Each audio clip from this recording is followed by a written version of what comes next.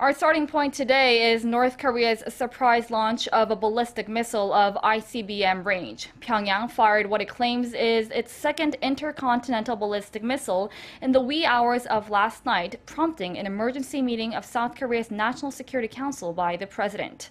It's the second launch of its kind in less than a month. Pyongyang's reckless action may have crossed South Korean President Moon Jae-in's yet-to-be-defined red line as he appears to be shifting away from his policy of engagement with North Korea and putting more weight on the pressure part of his North Korea policy vision. Our chief Blue House correspondent Moon Connyoung reports.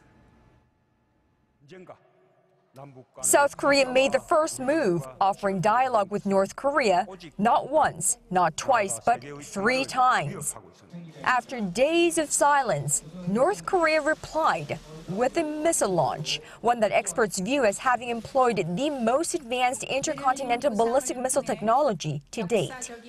After weeks of trying the new South Korean president's patience, North Korea's Kim Jong-un has finally hit President Moon's nerve, leading the new liberal government in Seoul to prioritize tougher action against Pyongyang over diplomatic engagement. Shifting from his pro-dialogue policy towards the north, President Moon Jae-in made crystal clear that such bad behavior by North Korea will be tolerated no more, as he presided over an emergency meeting of his National Security Council within hours of the missile launch. The new commander-in-chief ordered his military to conduct a joint ballistic missile test with the U.S., deploy the launchers of the U.S. THAAD missile defense system currently tucked away at a U.S. military base, and consult with Washington on. South Korea and the U.S. have agreed to open negotiations for the revision of our two countries' bilateral ballistic missile guidelines. Shortly after the National Security Council meeting early Saturday morning, President Moon Jae-in ordered immediate action so that the talks could get underway as soon as possible.